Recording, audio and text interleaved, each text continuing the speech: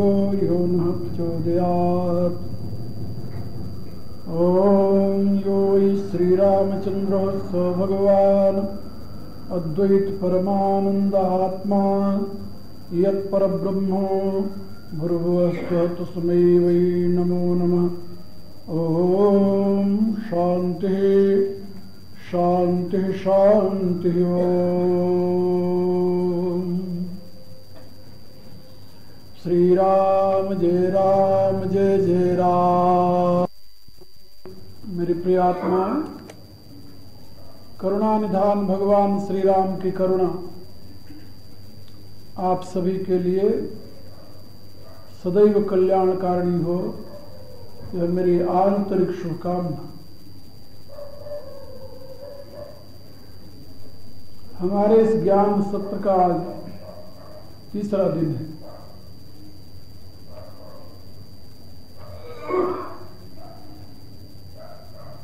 मैंने अपने मंतव्य को व्यक्त करते हुए कल आप लोगों से निवेदन किया था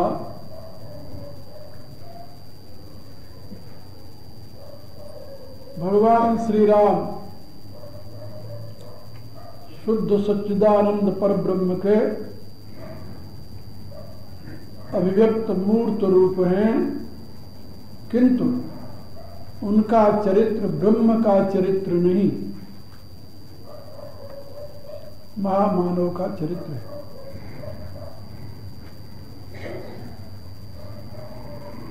महामानव का चरित्र इसलिए कि वह मानव समाज को स्वधर्म की सीख प्रदान करने के लिए ही इस धरा धाम पर अवतरित हुए। जिस प्रयोजन की सिद्धि के लिए उनका अवतरण हुआ था, उस प्रयोजन की पूर्ति ईश्वर चरित्र से नहीं, मानव चरित्र से ही साध्य थे। इसलिए भगवान राम का चरित्र मानव चरित्र है। दूसरी बात,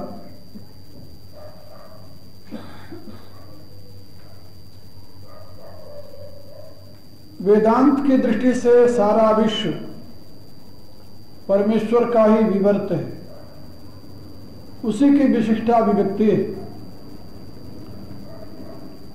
यावत जीव यानी सभी प्राणी उस परमेश्वर के ही विराट स्वरूप के अवयव हैं, अंग हैं।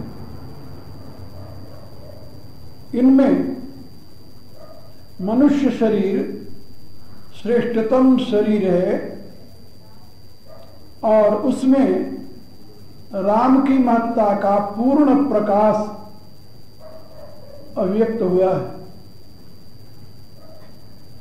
इसीलिए भगवान व्यासदेव ने ये घोषणा की, नहीं मानुषात् श्रेष्ठतरम है किंचित। इस सृष्टि में मनुष्य से श्रेष्ठ और कुछ नहीं है। सर्वश्रेष्ठ मनुष्य है, क्योंकि वह अपने इस मनुष्य जीवन में ही ईश्वरत्व को प्रतिष्ठित करके पूर्णत्व को प्राप्त कर सकता है। इस विषय में दो मत हैं। जीवत्व का विकास होता हुआ ईश्वरत्व को प्राप्त पुरुष और ईश्वर स्वयं जीव रूप में अभिव्यक्त होकर के स्वयं में ईश्वरत्व को आविर्भूत कर दे। दो प्रक्रियाएं हमारे यहां इसको अवतरण और उन्नति, ये दो शब्द प्रयुक्त किए जाते हैं। अवतरण में परमेश्वर स्वयं मानव रूप में प्रकट होकर के मानवीय लीलाओं के द्वारा, क्रियाओं के द्वारा, चरित्रों के द्वारा मानव मात्र के लिए आदर्श उपस्थित करता है, ये अवतरण है। और उन्नति में मानव अपनी साधना के बल से ऊंचा उठता हुआ एक ऐसे लेवल पर पहुंच जाता है, ऐसे स्तर पर पहुंच जाता है जहां उसमें ईश्वरत्व की प्रतिष्ठा हो जाती है, और उस अवस्था में वह अन्य मानवों के लिए आदर्श बन जाता है। शास्त्र में इसका निर्देश है कि जो सिद्ध की सहजावस्था है वह साधक का अभिष्ट है। फिर से याद कर लो, जो सिद्ध की सहजावस्था है वह साधक का अभिष्ट है। सिद्ध जिस सहजावस्था में रहता है साधक उसी को प्राप्त करने के लिए प्रयत्न करता है। तो ये हमारे यहाँ दो प्रकार की मान्यताएं सनातन धर्म में अपना प्रमुख स्थान रखती हैं, अवतरण और उत्थान। भगवान राम को हमारी भाषा में उत्थान की दिशा में नहीं, विकसित होते हुए वो मनुष्य से ईश्वरत्व को प्राप्त कर लिए, ऐसा नहीं माना जाता। भगवान राम का जीवन एक सामान्य जीव से विकसित होता हुआ और पूर्णत्व तक पहुंच गया, ऐसा नहीं मानते। सनातन धर्म में मानता है कि भगवान राम अवतारी पुरुष है, पूर्ण विकसित पुरुष नहीं। ये बात समझे? भगवान राम अवतारी पुरुष है, पूर्ण विकसित पुरुष नहीं है। पूर्ण विकसित पुरुष को हमारे यहां मुक्त जीव कहते हैं। फिर से याद रख लो, आप लोगों को काम की बात है। जीव की 3 श्रेणियां हैं, नित्य जीव, मुक्त जीव और बद्ध जीव। आप लोग जानते हैं सनातन धर्म का आधार वैदिक साहित्य है, और वैदिक साहित्य इतना विशाल है, जिसके विषय में इयत्ता इतना ही है ऐसा नहीं कहा जा सकता। और उसमें एक नहीं अनेकों ऋषियों का अनुभूत ज्ञान संकलित है, एक नहीं अनेकों ऋषियों का। और वह वैदिक साहित्य केवल एक ही नहीं, जैसे अनेकों ऋषियों का अनुभूत ज्ञान संकलित है उसमें, उसी प्रकार से अनेकों ऋषियों के माध्यम से अवतरित ज्ञान भी उसमें संकलित है।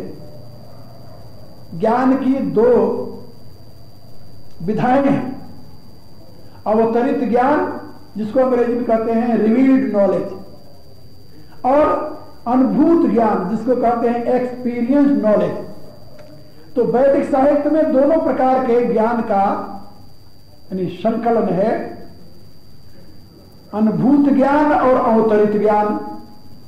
ये अवतरित ज्ञान क्या है, अनुभूत ज्ञान क्या है, इसको भी समझ लो आप। जब योगी साधना में प्रवृत्त होता है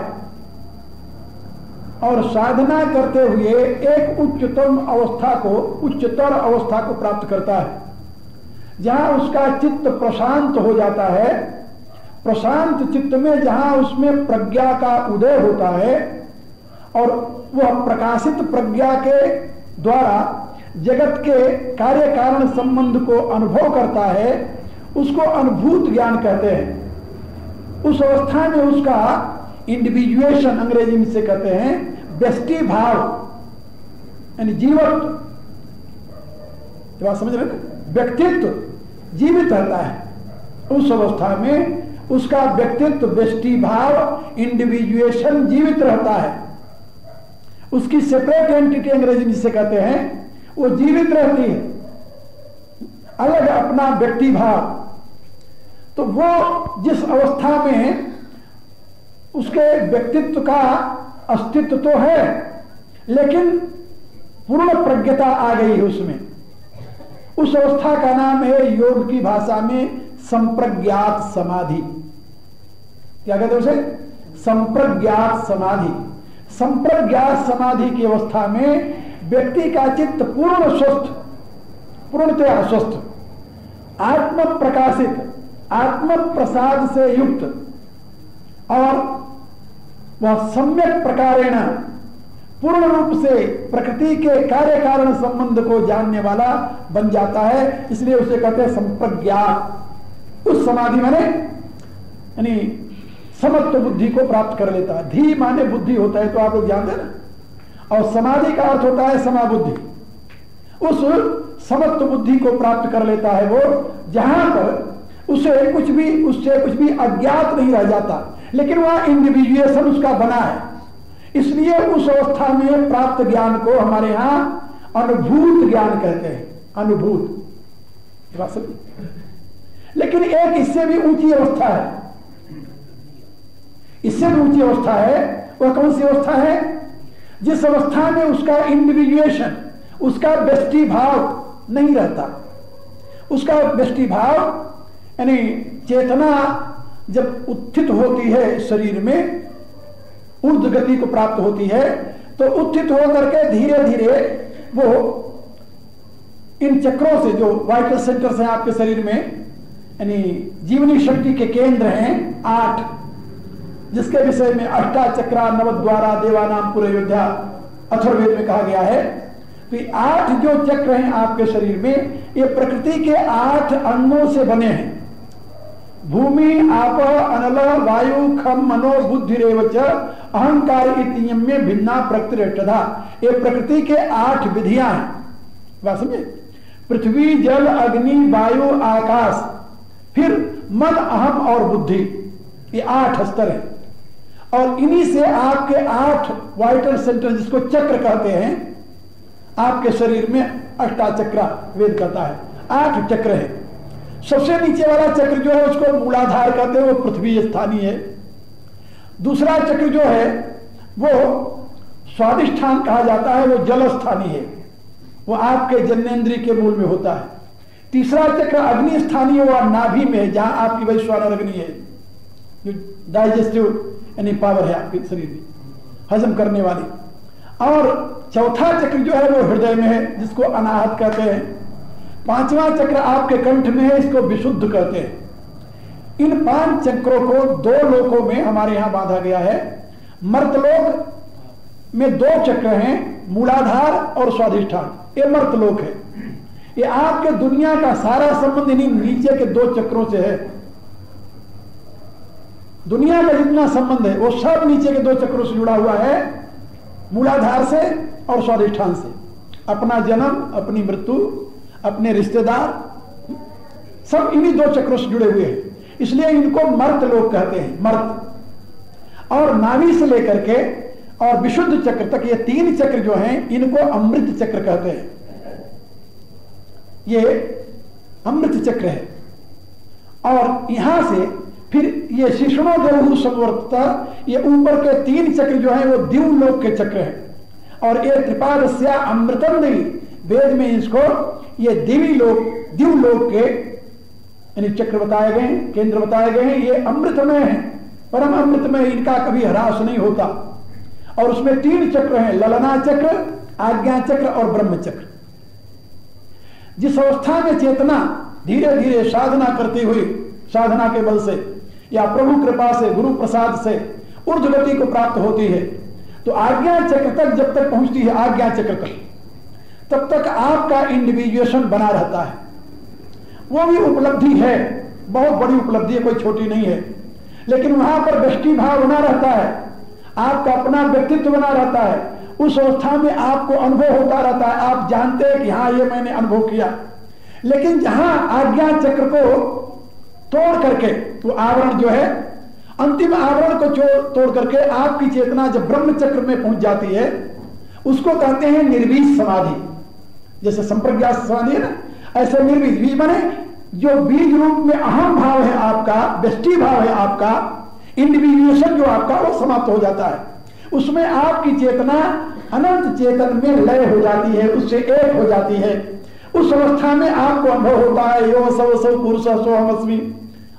ये सोहम शब्द का नाद उस अवस्था में आपको, उससे पूर्व अनुभव होता है, उस अवस्था में नहीं, उससे पूर्व सोहम शब्द का नाद होता है। उस अवस्था में जाने पर सारे शांत हो जाते हैं, फिर कुछ नहीं रहता वहां। वो सबसे ऊंची अवस्था है, वही जीव का प्राप्तव्य है। उस अवस्था में रहने पर जहां आपका व्यष्टि भाव न रहे, और जब उस अवस्था में आप रहते हैं उसमें आप में समग्र ज्ञान का अवतरण होता है। ये बात समझे? समग्र ज्ञान का आविर्भाव होता है उस आपके शुद्ध चित्त में। उस ज्ञान को अनुभूत ज्ञान नहीं कहते, क्योंकि वहां इंडिविजुएशन है नहीं, वहां अनुभव करता ही नहीं है, तो अनुभव कौन करेगा? इसलिए उस ज्ञान को अनुभूत ज्ञान नहीं कहते, उस ज्ञान को अवतरित ज्ञान कहते हैं। और उस अवस्था में फिर आपके लिए दुनिया में कोई वस्तु अज्ञात नहीं होगी। साधन की वो श्रेष्ठतम स्थिति। और हमें आपको ये बताते बड़ी प्रसन्नता होती है कि उस स्थिति को मैंने इस आपके पवित्र नगरी में प्राप्त किया 1962 27 दिसंबर। इसलिए मैं आपको बता रहा था कि वो जो अवस्था है, उस अवस्था में जो ज्ञान आता है उसको रिवील्ड नॉलेज अंग्रेजी में कहते हैं, अवतरित ज्ञान। तो अनुभूत ज्ञान और अवतरित ज्ञान, जैसे ज्ञान की दो विधाएं हैं ना, इसी प्रकार से जीवन की दो विधाएं हैं। एक तो साधना करके ऊपर उठता हुआ उस अवस्था में पहुंचा, भगवत्ता को प्राप्त किया। एक सहज चित्त में भगवान की दिव्य ज्योति स्वयं प्रकट हुई, अवतरित हुई, उसको अवतरण कहते हैं। तो भगवान राम साधना करके भगवान नहीं बने, क्या समझे? साधना करके भगवत्ता को प्राप्त नहीं किया। भगवान कृष्ण ने साधना करके भगवत्ता को प्राप्त नहीं किया। जो लोग ऐसा मानते हैं वो बड़े भ्रांति में हैं, उनको पता नहीं राम और कृष्ण के जीवन का, याद रखना। फिर भगवान राम ये अवतरित, इसको कहते हैं अवतारी पुरुष। स्वयं वह सच्चिदानंद जो अनंत चैतन्य घन है, स्वयं को आविर्भूत करता है किसी चित्त विशेष के माध्यम से। माध्यम चित्त विशेष ही होता है। भगवान ने स्वयं गीता में कहा, प्रकृतिम स्वामधिष्ठाय संभवामी आत्माया, मैं स्वयं को प्रकट करता हूं, संभवामी, और किसके द्वारा? आत्माया। क्योंकि जीव जब शिव पद को प्राप्त करता है तो उसके कासाय होते हैं, कर्म कासाय, और उन कर्म कासायों को नाश करता हुआ वो अपने कर्मानुसार, यानी पुण्य कर्मों के प्रभाव से पाप कर्मों को नष्ट करके और उस अनंत का चिंतन करता हुआ उस दिशा में आगे बढ़ता है, और अंततः करता उसके दिव्य प्रकाश से एक होकर के भगवत्ता को प्राप्त कर लेता है। लेकिन ये कर्म कसाय भगवान के अवतार में हेतु नहीं होते। फिर वहां हेतु क्या होती है? तो ऋषि कहते हैं तस्य हेतु कारुण्यम। भगवान के अवतरण में करुणा हेतु होती है। सांडिल्य महर्षि कहते हैं तस्य हेतु कारुण्यम, करुणा ही वहां पर हेतु है और कुछ हेतु नहीं है। और यही बात तुलसीदास जी अपनी रामायण में लिखते हैं। तुलसीदास जी का कथन है, परमात्मा जो सर्वव्यापी है, एक अनीहा अरूप अनामा, अज सच्चिदानंद परधामा, व्यापक विश्व रूप भगवाना, सोई धरि देह चरित कृत नामा। कहा क्यों? आखिर क्या जरूरत पड़ गई उसको शरीर धारण करके नाना चरित्र करने का? कासो केवल भगत नहीं तो लागी, परम कृपालु प्रणत अनुरागी। केवल अपने प्रणत पर अनुराग करुणा। यदि परमात्मा के समष्टि बोध में करुणा का स्थान नहीं है, फिर परमात्मा को मान करके हम क्या करेंगे? परमात्मा को स्वीकार करके हम क्या करेंगे? परमात्मा का होना ही हमारे लिए किस मतलब का होगा? आप जरा सोचिए, आपके जीवन में करुणा का अंश है कि नहीं है? यदि है तो कहां से आए? यदि कारण में करुणा नहीं है तो कार्य में कैसे अभिव्यक्त हो सकती है? यह सत्कार्यवाद का सिद्धांत है कि जो वस्तु कारण में नहीं है वह कभी कार्य में अभिव्यक्त नहीं हो सकती। इसलिए यदि करुणा परमेश्वर में नहीं है तो आप में करुणा का आविर्भाव नहीं हो सकता, याद रखिए। और आप में करुणा है, कार्य में करुणा है, इसलिए निश्चित होता है कि कारण जो है वो तो करुणा का समुद्र है। इसलिए तुलसीदास ने क्या लिखा? कारुणिक दिन कर कुल के तू, वो करुणा के समुद्र है। और यही करुणा उस करुणा निधान को इस धराधाम पर मानव रूप में अवतरित होने में हेतु बनी। जनजीवन पर कल्याण करने के लिए करुणावशात भगवान निराकार से निराकार रूप में अवतरित हुआ। एक बात, जिन लोगों के यहां भगवान की प्रतिष्ठा नहीं है, नित्य रूप में भगवान की सत्ता को स्वीकार नहीं किया जाता, जिन संप्रदायों में, जिन सिद्धांतों में नित्य रूप में भगवान की सत्ता को स्वीकार नहीं किया जाता। एक बार एक सज्जन से मेरी वार्ता हो रही थी, वहां पर एक प्रश्न किया कि सबसे पहले जिसको भगवान बनने की चाह हुई, क्यों हुई? क्योंकि दुनिया में हम ऐसा नहीं कोई देखते, पढ़े लिखे को देख करके ही पढ़ने की चाह होती। एक बार अमेरिका में कुछ विद्वानों के साथ मेरा, जिसको अपनी भाषा में शास्त्रार्थ कहते हैं, वहां पर डिस्कशन चल रहा था। विषय था कि मूल मनुष्य जो था वो प्रज्ञ था या अज्ञ था। सरल शब्दों में, जो पहले मनुष्य पैदा हुआ वो समझदार था, ज्ञान युक्त था, या अज्ञानी मूर्ख जड़ था, पशुवत था? वो कैसा था? क्योंकि पश्चिम के लोग ये मानते हैं कि मूल पुरुष जो थे वो अज्ञ थे, जड़ थे, पशुवत थे, और धीरे धीरे उनमें ज्ञान का प्रकाश हुआ, ऐसा उनके मानना है।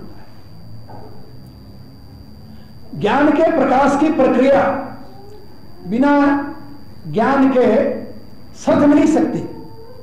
आपके ज्ञान के संग्रह में ज्ञान ही हेतु होता है। आप इसे समझिए, ज्ञान के संग्रह में, ज्ञान के प्रकाश में हेतु क्या है? अज्ञान नहीं। अज्ञान से ज्ञान प्रकाशित नहीं होता। ज्ञान ही एक ऐसा तत्व है जिससे अज्ञान और ज्ञान दोनों प्रकाशित होते हैं। अज्ञान के अर्थ को समझिए, वहां ज्ञान के अभाव का नाम अज्ञान नहीं है। अज्ञान किसे कहते हैं? अल्प ज्ञान को, अल्प ज्ञान। जहां ज्ञान का पूर्ण प्रकाश नहीं है, अल्प प्रकाश है, उसको अज्ञान कहा जाता है। क्योंकि अज्ञान में भ्रांति है, अज्ञान में संशय है, अज्ञान में मोह है, और ये मोह, संशय, भ्रांति आदि जो है ये विपरीत ज्ञान के अवरोधक शब्द हैं। इसलिए यह नहीं कहा जा सकता कि जो मूल पुरुष था वह अज्ञानी था अथवा उसमें ज्ञान नहीं था। बिना ज्ञान के ज्ञान का अर्जन हो ही नहीं सकता। वैदिक सिद्धांत यह कहता है कि जो प्रथम पुरुष पैदा हुआ वो तो पूर्ण ज्ञानी था।